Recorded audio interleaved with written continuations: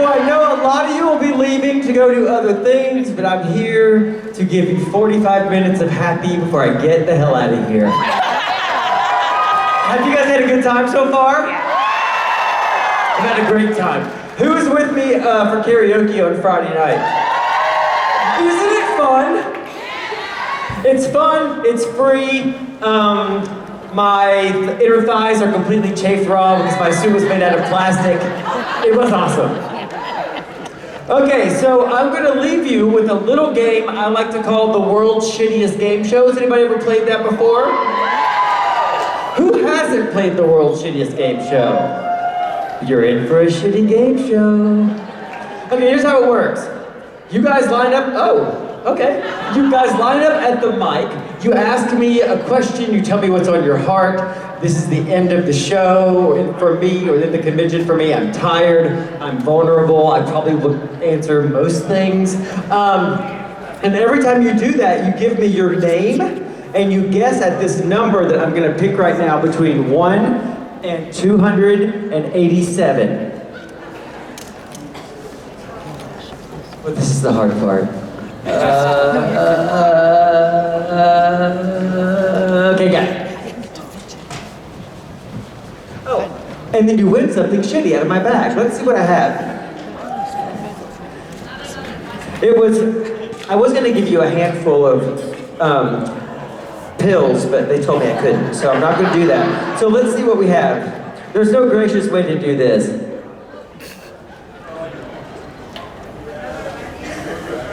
There's a condom in here. I'm not joking, I did not know that was in here. Hey, somebody must have handed it to me on the street. Hold on one second. Okay, that's so much better. Okay. Oh, speaking of condoms. So this is a keychain featuring Ty as Benny.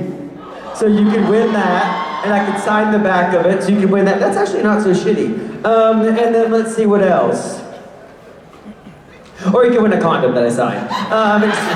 This won't make it any more difficult than it needs to be. Okay, so here's how I pick. Ink, a bink, a bottle of ink. Did y'all do this when you were little? The cork fell off and you stink. Let's go! Hi, I'm DJ Qualls. Welcome to the World's Shittiest Game Show. Okay, you are like my favorite person in the world. I will come down there for that. Thank you. Oh my God. Here's the thing, when somebody says stuff like that to me, it makes me always think my 12-year-old self would be dying, so thank you so much. So, now back to the World's Shittiest Game Show. I got a job to do here. Okay, so what's up? I teach 6th grade, so I have a lot of really odd elementary students, and so the number I'm picking has to have 6, 7 in it, so I think I'm gonna do 1, 6, 7. Okay, 1, 6, 7. What's your name?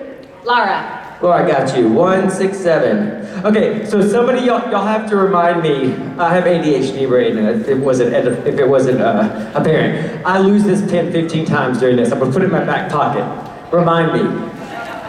Okay, so what is your question and or comment? Okay, so you at karaoke, you got the best voice and you were harmonizing and it was amazing. Thank you. And then at the end here, you were singing. So I want to know when you're going to have an album out. I need to buy your music. Thank you so much for that. Here's the thing. I think I am of the mind that most people can sing. We just get in our heads about it because it's just recreating sounds. I have met a couple of people who definitely cannot hear those pitches. My father can't, and he thinks he can. But if I didn't like him more, I would tell him, because it really is not a disservice to anybody around him.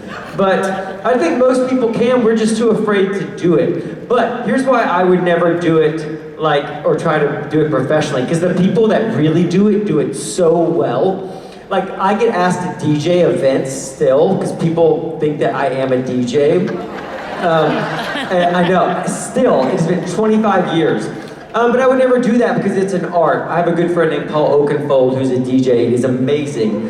He's now probably in his 70s and nobody knows him but me. But he was in his day, he was the guy. So I would just never do something that's not my thing. But thank you for saying that, because like anybody who doesn't sing regularly, like the night before I was like in the shower I was gonna open with Britney Spears' Stronger and I was croaking it out and I'm like, I can't sing anymore. So thank you for saying that. Thank you. Hi. Hello. Oh, I should take your name and your number before I forget that's what we're doing. What's your name and your number? My name is Morgan. Hey, Morgan. My number is 42. 42? That is, Yeah, thank you, don't panic. the ultimate number. Okay, so it's 42. Should I know something about 42? Yes. Yes. What is it? It's the answer to the universe. It's the what? The answer to the universe. It is? Yes. So my friend went to see Fish with his brother in San Francisco, and they did a bunch of mushrooms and got so messed up that he thinks that the universe told him the secret to the universe, and then he was so high he forgot it. And he remembers having it. Could you imagine? And he tells this story all the time. He was like, I know I had it. Every part of my being told me that the universe told me what the secret was, the reason was. And then probably the universe was like, you are too high to receive this. I'm taking it back. That's fair. Did you ask me a question? Not yet. Good. I will say I have loved you since Road Trip and The New Guy. Thank you. Road Trip changed my life profoundly. I was in law, I was unhappy, I wanted to be an actor, and then I went to an open casting call in Atlanta, Georgia, and Todd Phillips put me in Road Trip. It absolutely changed my life, so thank you. Killed it, yes. So I apologize in advance, but my question is, out of all of the characters in the supernatural universe, characters, not actors, so Yeah. you don't have to, throw shade on anybody, fuck, marry, kill. But what? Fuck, marry, kill. Oh, fuck, marry, kill. Yes. Okay, that's actually kind of what I thought you said, but that's nicer. Fuck, marry, kill, I would probably kill Dean. You asked me. You can't ask me a question and make mad about the answer. I probably would kill Dean, marry Winchester because I like crazy. And I think it would keep me young. And then, do I have fuck left? Yes. I can't say that because we're talking about characters, Yes, not, Benny. John Winchester, Jeffrey Dean Morgan. Hell yeah. And he's also so nice in real life. This guy reached out and started threatening me on social media, like this nutter. And then he said he was gonna find where my family live and take this up with them or something. And Jeff saw that and tore this guy in half online. He's like, motherfucker, I will find you. I promise you, I will find you. One more peek and you are fucked. Like, this is the language he used on social media. And I'm like, don't mess with us. We are a family. And it is weird to say that you want to sleep with somebody after you said that they're your family. But you know what I mean. And you already guessed, didn't you? Because it was 42, which is the secret to the universe. Yes. I'll never forget that.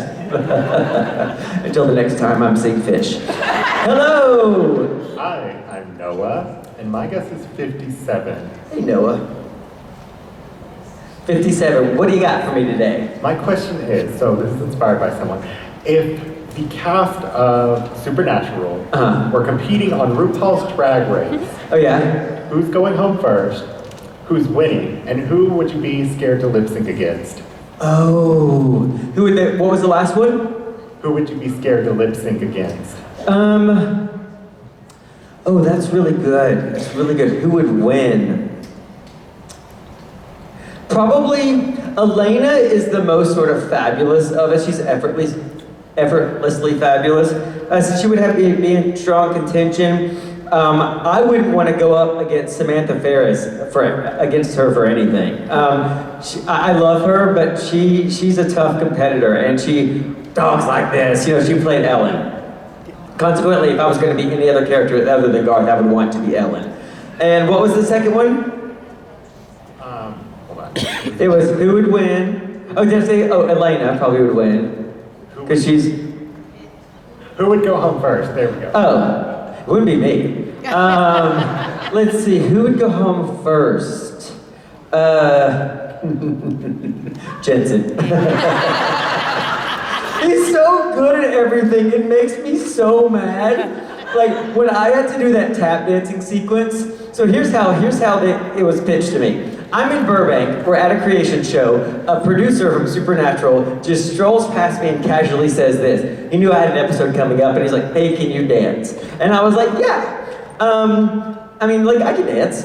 And then he was like, good, we have this little routine that we want you and Jensen to do. And I'm like, cool. And so I get off the plane in Vancouver and I go to check in and they show me a 3-minute completely choreographed tap dancing routine.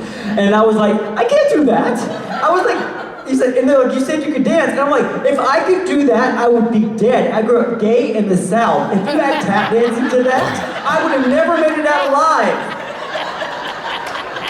Right? And so I was panicked, and they only scheduled 1 hour of rehearsal time for me and Jensen to learn this thing.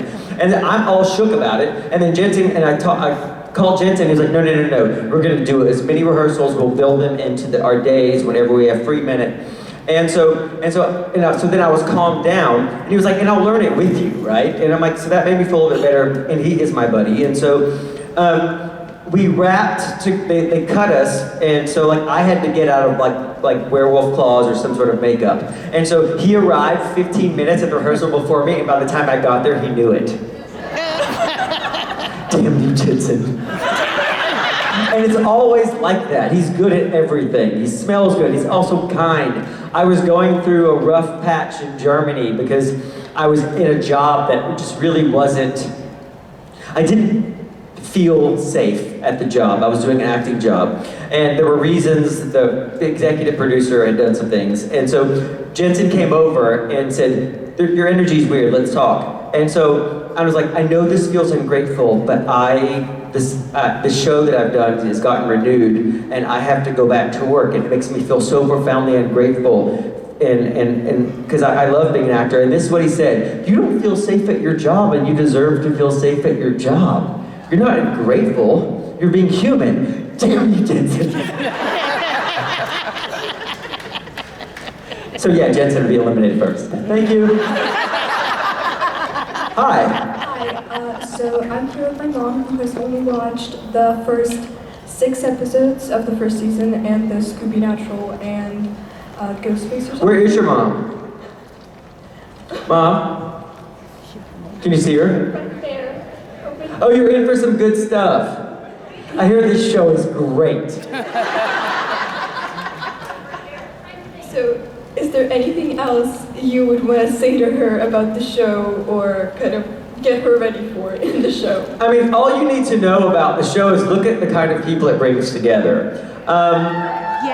This is one of my favorite Supernatural, especially convention stories. There's a couple of shows ago, or a couple of shows last year, I saw these ladies in t-shirts that said "Ladies from Row H." And they literally were ladies who met in Row H years before and are now a group of friends who travel together. So that's what this does. And what you guys don't realize, that you loving Supernatural is like in the top 20 of all shows, that even current shows that are being produced today. That's how much it is viewed and how often it is.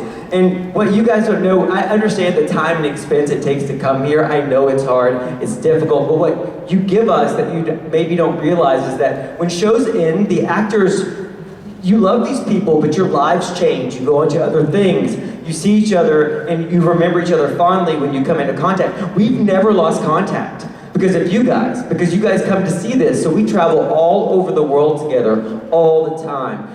When Jared had his accident, we knew about it like 20 minutes later. I'm on a 22-person text thread with these fools that I have to keep muted all the time because when one person says one thing, Every person has to chime in. And I'm one of the only people who's left on the West Coast, and I don't have children. So they'll start talking at 9 o'clock in the morning, which is 6 a.m. my time. I didn't know it was 6 a.m. twice in the same day until like 2 weeks ago. Or 6 o'clock. But I love them. But so they get into this thing once, and I am in Germany. I think it's like 3 o'clock in the morning my time, and I have to work. I have to be up at 6 to work. And they're going back and forth, like, and I'm like, hey y'all, I'm gonna have to mute you because I'm sleeping. And so I muted them, and Jensen waited 1 hour and then called me and did this. What are you doing? And I'm like, you know what I'm doing. What did you ask me? Oh, a lot of good stuff. A lot of good stuff coming up. But I didn't get your name and your guess at the number. My name is Milana, and the number that I'm going to choose is 14. 14, and what's your name? Milana, M-I-L-A-N-A. Okay. And did you have a question? Yes, you answered See, it. this is how this works. I answered it. Yes. Oh, good. I'm better at this than I thought. Hello. Hey, babe. I forgot how the game works. I give you my name and number, right? Yeah, what's your number? I guess it's 21. Okay. And my name is Alyssa. Okay. And I guess my question is, in Supernatural, what do you think would have happened if Garth met Benny? I'll tell you what wouldn't have happened. I don't know. I think that, I know from Garth's perspective, Garth is other in all kinds of ways. He is werewolf but vegan. He is kind to a fault, but also will hold you responsible for your behavior. He's the best person I've ever played, and I aspire in a lot of ways to be that patient. I'm not patient. But I honestly don't know what would have happened if they met. I think Benny has a lot of the same sort of like, certainly calming effects over Dean and the way to truth talk him. And actually that's the way Ty is also in real life, not to see too much about our personal lives, but he is very still. I mean, he's nuts and all over the place, but his being is very still. And I am not very still. I'm not patient. I am anxious and all of these things, and he's very, very calm. So maybe they would have gotten along just fine now. You've talked me around to it. Yeah. Thank you. So, thank you. Hi, my name is Kitty. I'm here with my best friend Valora. My number is going to be 8. What's your name? What's your guess? 8. 8 is my angel number. You didn't win. Damn it. But it's the perfect number. It is the perfect number. I have a tattoo of it on my arm. What's your name? Kitty, K-I-T-T-Y. Okay, you didn't win though. Or did you? Or did I? She didn't. What's your question? I was wondering if you knew about Epic the Musical. What, the musical? Epic the Musical by No. Rocky. I'm not a musical person. Aww. I know. It's not that I don't hate people who hate musicals. It's just not for me. Like, when I'm watching a musical, I'll be like, I'm going to the store to buy a loaf of bread. I'm like, just say it! It's just not for me. And it's important in life just to know what's not for you. And you can not like something and not judge it. If you love it, do it all day long. I do love Little Shop of Horrors, though, and would sell my mother to play Seabelle Krelborn on Broadway. But yeah, it's rare. Why, do you have something to tell me about this musical? Well, it's about the Odyssey. And it's really cool. It's just a really cool musical by Jorge. It's not an actual, musical that's, on a stage. He made it entirely on, YouTube and such, and it's just really cool. Oh, so it's not like an animated feature? No, it's not. Is there an animated feature called Epic? Is it a Disney movie or something? See, I don't know a lot about any of this stuff too because I was a single man for a long time and I lived alone, and so I would never rent anything animated, so I didn't want the FBI to put me on a list. So, Epic, I haven't seen it. Tell me how one would go about seeing Epic. Is it being produced? Is it on Broadway? So, no, Epic the Musical doesn't currently have any Broadway production, but it has some really good songs, and it's following Odysseus the entire way. Yeah, I love that stuff. I collect antiquities, and ancient Greek terracottas are my favorite things to have. It's just really good when like the riffs all hit. Sorry. Is that it? Yeah, I was gonna. Perfect! That required the least effort of anything that's been asked of me today. I loved it. It actually was a perfect moment for me. I knew what happened. I was there from the beginning, the middle, and end. I haven't seen it, but I will look for Epic. The musical. The musical. Thank you. Hi, my Hi. name is Alicia. Hi, Alicia. Okay, so my question is, so as a junior in high school, what is like your advice for Oh, like? you didn't give me a number. 20 years of Supernatural. 20? Yes. Perfect. Okay, so as a junior in high school, what's your advice for people like trying to like apply to college and like the transition for that and like motivation for like trying to go there and like always like turn in your assignments on time and stuff like that? What's my advice to people who are like in the process of applying to college? Yeah, and like doing your assignments just to keep you motivated and stuff. So I spoke once at the Philadelphia High School for the Performing Arts and was asked not to ever come back there again. So I'm not a great believer, honestly, for me. And well, here's what I will say. This shouldn't be a high-pressure situation for you at all, picking out what you study, where you go to college, any of that stuff. Because we now live in a world where you can't change your mind. At 18, I think it's an unfair ask to ask you what you want to do for the entire rest of your life. My degree is in law. I don't use it. But I have it, and there are times when I'm glad that I had it, but I think the best advice is like, give yourself some grace during this time. You have to put in the work. If you want to go to a hard to get into school, you know you have to do that. But it's also not life and death, and life is long. I mean, the difference, like I guess at 18, like 5 years seems like an eternity because you haven't been alive that long. But at whatever age I tell people I am now, let me tell you, I have seen a lot of stuff. I've been 38 for like the last 10 years? 15 years? It's way better. But just don't put pressure on yourself. Do your work, do the best that you can, and leave it all out there. And also, it's not your self-worth. Where you go to college, what you wind up doing. Even if you have a job that you don't necessarily love, your job doesn't have to, this idea that our job has to fulfill us, it can be just a means to an end so you can do other cool shit that you like doing. Our jobs are not our personalities.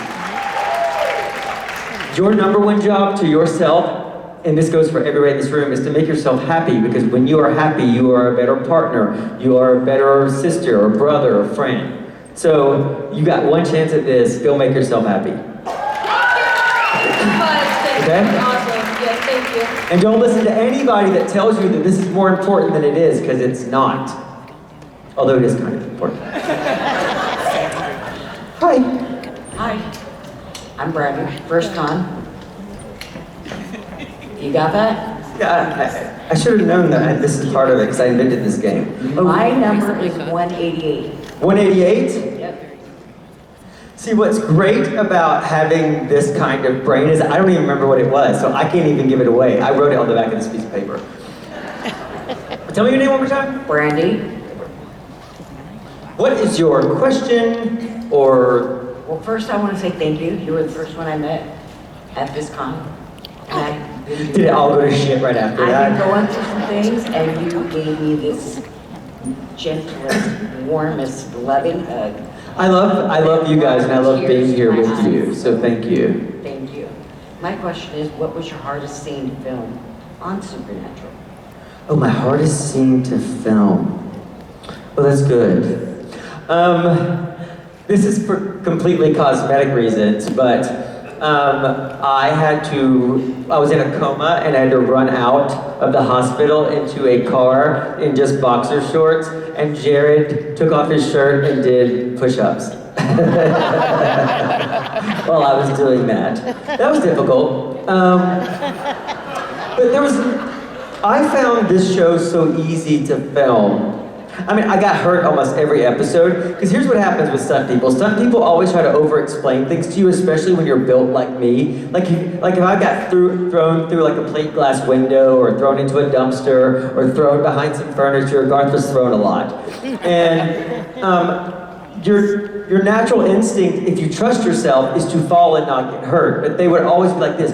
You know, if you twist your back a little bit and arch when you're in the air, and the next thing you know, you've got like a compact fracture in your elbow, right? So that was probably the hardest thing, because I would get hurt every episode and then have to walk it off because it was like a boys' club. So like, I would rather my leg being dragged behind me like this than admit that I'm hurt on any set, and especially that set. Oh, and also the gelatin cow hearts and shark teeth were it was fascinating. They were disgusting, but also you had to pick the right moment to swallow it, because the more you chewed it, the bigger it got. So then all the werewolves were just dipping our bread into the blood, and they're like, nope, we see that you're avoiding the gelatin cow hearts. So we had to eat them. So that was a really difficult day too. But most of the time, it was an absolute joy. I did get pranked quite a bit. I didn't know that fart came in a can before I met Jared Jensen. I was so, also just weary of being pranked by them that I came to work one day. I had this scene at night, and there was a gimp suit in my wardrobe next to my Garth's clothes, and I thought they were messing with me, and then 3 hours later, I'm laying in a puddle on a country road shivering. It was supposed to go underneath it, but I thought they had done that to me. Yeah, post-traumatic stress disorder. Thank you. Hi. Hi. Number? Yeah. Okay, is it 2 or 3? Two or three? Which one? How many do I give you? Just one. Oh, you get one guess. No, how many numbers do I give you? Oh, it's a number between 1 and 284. Okay, I'm gonna do 124 because that's decent. And 124? Yes. Okay. And I'm Abigail. All right. And my question is, I'm gonna say as your character, so as Garth, who on the show would you fight? Would I fight? Yeah, and you're gonna win. So it doesn't matter who. You have a guaranteed chance of winning. Who are you gonna Garth? Well, you know. I just can't imagine Garth doing that at all. I think Garth would. He did kill the Tooth Fairy, but the Tooth Fairy had it coming. I think that Garth is the kind of person who would get beaten up before because he would know that he's done it, unless his friends or his family were in danger. But I can't imagine Garth actually hurting another character. It's just not in his DNA. Okay. Who would I fight? Okay, who would you fight? Probably Jack.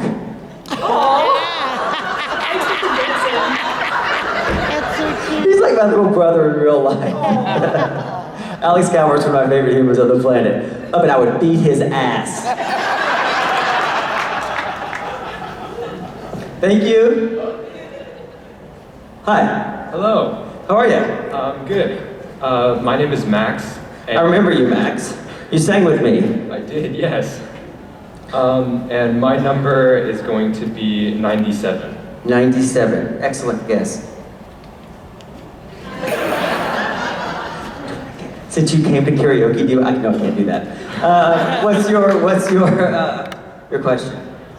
So Jensen and Jared have I'll call them spirit animals, like a moose and a squirrel. Yeah. And it's just kind of a two-parter. If you were to have a spirit animal like them, what would it be? Or if you were to have a car like the Impala, what car would it be? Oh, my personal spirit animal is DJ. Is a Chihuahua. I love them. I kind of look like a Chihuahua. I get it. But I'm a gentle, non-yippy fighting Chihuahua. I had one of those. What my car that would be like? I had my very first nice car that I ever bought was a 2001 Mercedes, a C-Class Mercedes that I kept until last year. And it only had 64,000 miles on it, and I was never ever gonna give up on that car. The air conditioner, well, first of all, on the first week that I got it, the cigarette lighter, because that's how we used to charge our phones and stuff in cars, with cigarette lighters, you kids. But it was the exact size of a penny, so a penny went down in there, and I could never ever charge anything in there. Then I tried everything in the whole world to try to get it out, like putting a piece of gum on a straw. Nothing ever worked. So over the years, after 23 years, 24 years, everything was broken on the car toward the very end. And then the AC went out, and then it took somebody hitting me, like somebody sideswiping me on the freeway for me to give up that car. But if I could have that car back today in pristine condition, I knew that it wouldn't strand me, I would have that car forever, because it was the first nice thing that I owned. And I loved it, and it really never failed me. It fell apart underneath me, but things age. But that car never failed me, it never broke down on me, and so that would be. So I'd be a Chihuahua driving an old Mercedes. Thank you. Thank you. Hi. Hi. My name's Aaliyah, and the number I'm picking is 81. Perfect. 81? Oh, did my mic go out? Yeah. Oh, yes. Hello? Yeah. All right, I did that. My question is, have you ever heard of or watched Heated Rivalry? Heated Rivalry? Yeah. Y'all are some corny people. Everybody has asked me that this whole weekend. Like, anybody who's made eye contact with me has asked me that. Have I watched this show? I have not watched it. For no reason, it just, like, there are 50,000 shows on the air right now. Like, currently I've discovered Traitors, and so then I have to watch that. But it's so bad that it's so good. I said that I wouldn't like it, and I was dragged kicking and screaming, and it's just, and now like, I'm happy to go home tonight because 3 more episodes have been released. Like, I love it so much. I haven't seen that yet, but also I tend not to watch scripted shows, and I know this hurts them being renewed until they're over, because the wait for stuff, like, I don't care what happens on Stranger Things now. It's been too long. These people are, I mean, the kids, I'm sure, must be adults now, right? Like, it's like I felt like I was cheated on. Like, I fell in love with you, I moved across country to be with you, and then you turned your back on me. The same thing with Peaky Blinders. There was like 3 years between 2 seasons, and I don't know who any of those people are anymore. So I will see it, but I will wait until it's over. But I bet the irony here is that we will enjoy it for different reasons. Thank you. You're welcome. Hi. Hi. My name is Amelie. My number is 222. Karaoke was like the best night ever. It was so fun. It was Thank you so much much. fun. It is it's one of the things that you don't have to pay for here. It's completely free. You don't even need a ticket to the show. It's open to the whole community, right? I love that Creation does that. I love that they allow me to be like, sort of in charge of it. And I started thinking, I thought about the themes for this year, last year. I start buying costumes the moment my contract for the next season comes through. There's some good stuff planned this year. I can't wait. So thank you for saying that, because it means something to me. My question is, I wanted nothing more than to be an actor, but networking is like one of the main things that you have to do now. So as someone who has no access to that, what was it like for you when you had to start up doing all of that? So I wanted it so bad, but didn't know how to verbalize that. Because it also seemed like such a not a thing. I didn't know anybody in that world. And I didn't, and I'm Southern, and I had insecurity issues about being an artist and all that stuff, and my sexuality and all, and so but I wanted it so bad that I would say it out loud to myself. I mean, I fully believe, and I know this sounds like so cosmic and whatever, but I fully believe that I willed this to happen. I really believe it, because there's no direct connection. I was reading the newspaper, there was an ad saying that they're shooting a movie in Atlanta, Georgia, and auditioned for one-line parts, and I went down with like 100 dudes in a high school gym and said one line. The line was $250. And I said that line like my life depended on it. Because in my opinion, it did. And I wound up getting a lead. And like 9 months later, I was on The Tonight Show. Because I'm not good at networking. I'm terrible at small talk. I can't pretend that you're smart if you're saying stupid stuff. I think Hollywood can be so vapid, and now I'm at a place where if you say something I don't like or diminish somebody in my presence, I'll tear you apart, but in a way that you can't prove in court. But I just fundamentally believe in the power of believing and also saying things out loud. Your whole life is a series of impressions, feelings, hopes, dreams, but when you say things out loud, it puts a narrative to your experience, and I think things start making more sense for you, and I think that it gives you power, and even though you don't know you're doing it, it's propelling you forward. When you say, like, when I'm nervous, I say it. When I'm anxious, I say it out loud. I mean, not to people. When I'm grateful, I say it out loud, and I think there's power in that, because that's how you got here. You mean on the planet or into this building? What'd you say? She believed it. She was gifted a ticket because she kept saying, I'm going, I'm going, I'm going, and then you were. I believe in that. I really believe this, but also trust in what's uniquely you. And people will see that. Artifice, the funny thing is, people who pretend to be other people, like people who put on airs, for lack of a better term, it's such a turnoff for people who are creatives. So just be yourself. I know it's such a cliche, but cliches are said over and over again because they're true. Thank you so much. Yeah. And if you want it to happen, it will happen. But you gotta want it, and say it out loud, and believe it. Hi. Hi. My name is also Aaliyah. And my number is 113. Got you. I remember you. Yes, I remember you too. What do you got to say to me? All right, my question is, if there were to be a season 16, which could happen because of the numbers of Supernatural. Talk louder. Do you think... I can't hear you. You talk a little louder with the sorry. mic right next to your mouth. Okay. Do you think you would be the Bobby in Sam's life once Dean passed away? No!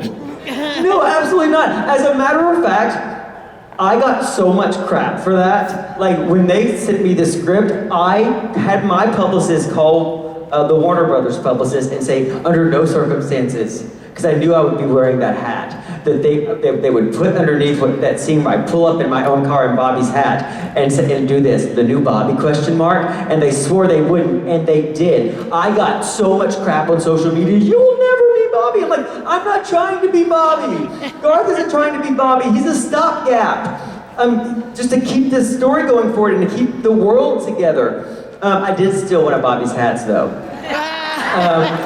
There was a lot of them, but I took one. But I don't think that Garth thinks that highly of himself, but would step up if in a situation that he's called to do. In the same way that I feel like I did under those. It was so bad that I didn't want to come back on the show anymore. And I texted Jared, and then Jared sent me screen grabs of things that have been said about him over the years, and I was like, oh, I'm fine. I'll do it next week. Yeah. So Garth would not, he certainly wouldn't do it unless it was absolutely necessary. Thank you, and I will say both of you do not deserve that. You guys are amazing actors. Thank you so much. Thank you. Hi, I'm Megan, and my number is 284. And my question is, if Mr. Fizzles was in Las Vegas, what is he doing? And can you do it in Mr. Fizzles' voice? I know you didn't say this, but it sounded like you said that Mr. Fizzles was a Nazi. I know you didn't. I know you didn't. What did you say? What if Mr. Fizzles was in Las Vegas? What would he be doing? And we want the reply in Mr. Fizzles' voice. I don't understand the question. I'm gonna come over there. Okay. What'd you say? So, Mr. Fizzles is on a trip to Las Vegas. Okay, Mr. Fizzles on a trip to Las Vegas, I'm with you. What is he doing? Oh, What would his epic trip be to Las Vegas? Mr. Fizzles? Probably be But in his voice. hookers and blow? No, jokes.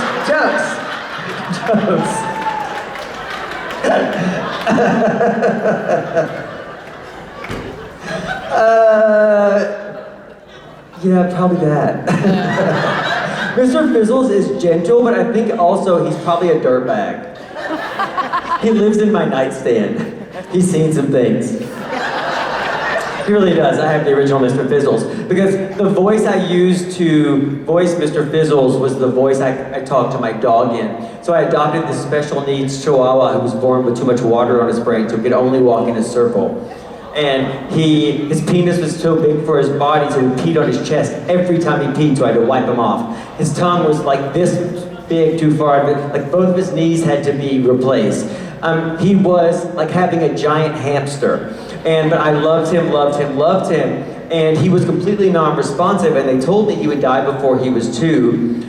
This dog pissed on my belongings for 10 years. I was destroyed when he died, but he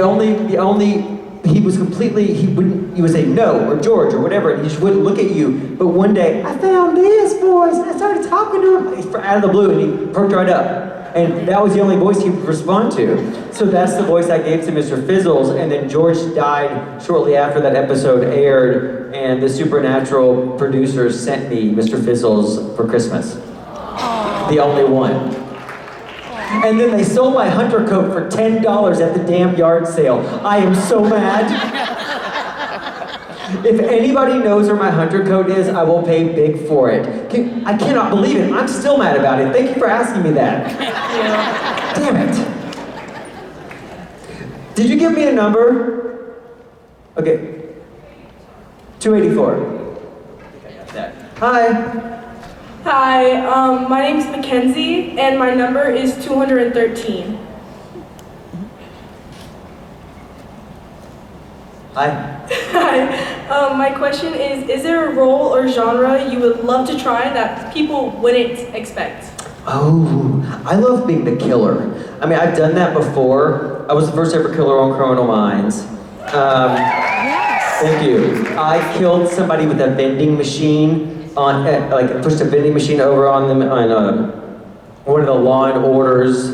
If you ever see me on a procedural, I did it. Because I've been asked to do like most of them, and if I'm not the killer, I'm not interested in. I got asked to do the 500th episode of Law and Order, a special victims unit, and I wasn't the killer, and I was like, no, I'm not gonna waste my one time to be on the show if I can't murder somebody. But I know that's not what you asked. Tell me what you asked. If you would do any role or genre, what would you do that wasn't expected? I love horror movies. I could only do one genre for the rest of my life. It would be horror. It's because it's shot at night. That's my natural clock. Getting up in the afternoon and being up all night. Like I love it. There's something magic about that time of day for me. There's nobody at the grocery store. It's just I really, really like it. And I love portraying gore, but I don't like seeing it. Like if things are too gory, like there's a movie right now that's out where like a kid chews on a knife. Do you know this movie? It's like she's trying to bring back her dead child. Do you remember what it's called? I don't remember that. Bring Her Back. So, and it was like watching an autopsy. I couldn't get through it. Like but I love making other people feel like that. Do you know what I mean? So that's what I would do all day long. I used to think it would be theater, but you can't scare enough people. Yeah, so I'd do that. So thank you. Did you guess at the number? You did? Yeah. I remember that. Thank you. Thank you. Hey. My name is Kanan, and my number is 7. Is your name Cannon? Is that what you said? Yeah, K-A-Y-N-I-N. All right, I gotcha. And your number 7? Yes. God, I want you to win. Hold on, what is the number? Okay. Did you see it? No. Oh, I know. My question is, what is your favorite scene in Supernatural? Oh, my favorite scene in Supernatural. That's a good one. I really like the scene where Garth confronts Dean because Dean is acting all butthurt, like he's the only person who was affected by Bobby's passing. And he sort of pulled him aside and said, hey, I know you're hurting, we're all hurting. You are not a man unto himself. We're all in this together. I really liked that. I thought it was brave writing. It was an emotional scene to shoot. But the most fun, the thing that made me laugh the most was the first line I ever said, which was, oh, Marmaduke, you crazy! Like, that made me laugh. I loved it, and I think it was the perfect introduction to the character. So thank you, buddy. Thank you. Thank you. God, kids are cute. Hello. Hi. My name is Cindy. And my number is 163. 160. Did someone? Oh, by the way, I haven't been checking to see if people guess other people's numbers. I hope you guys have been on that. Oh, you haven't? I guess you have. What's your question? Did you create any backstory for a Garth that never made it on the screen? Nope. Not a thing. Here's the thing about acting. When I am doing a movie or TV show with somebody who's like, you must call me in my character's name or whatever, or they stay in the accent or whatever, acting is not hard. Children do it. Children do it well. It's pretending, it's letting yourself go. And I feel like trying to, first of all, I don't need that. Like, if it says in the script, he cries in 4 lines. I cry because I'm supposed to. Because I am very aware that I'm trying to tell you a story, and I want you to feel something. I don't need to feel it.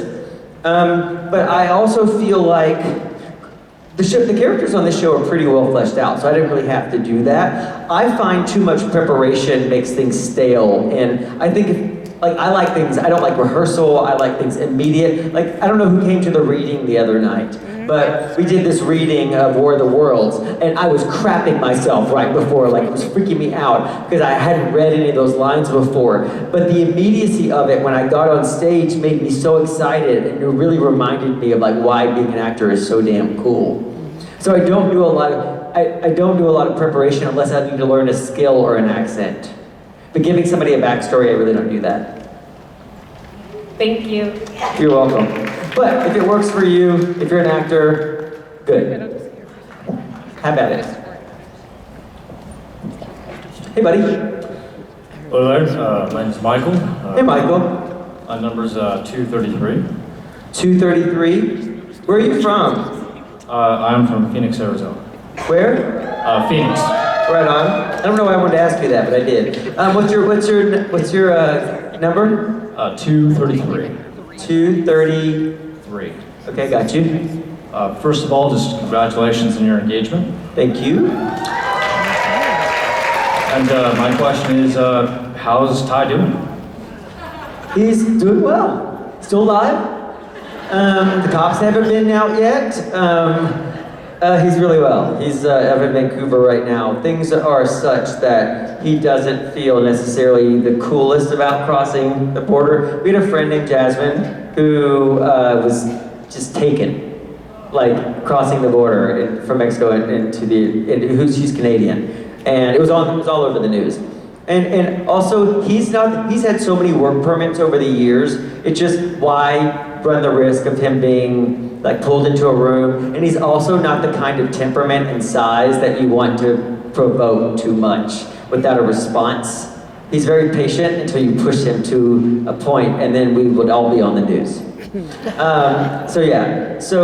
But he's well. I talk to him every single day. He's the most communicative person I've certainly ever been even close to, which is not my way of expressing love at all. Like, I'll get texts like, I'm thinking about you all day, and da-da-da-da-da, and love stuff, and I'm like this, boop.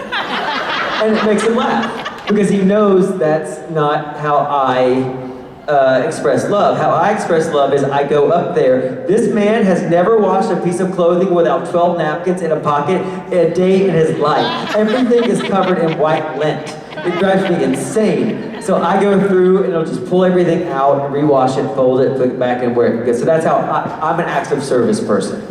But he's doing well. And he's awesome. And that's as far as I'll go with that. Oh, there you are. Hello. So guys, thank you so much for joining me.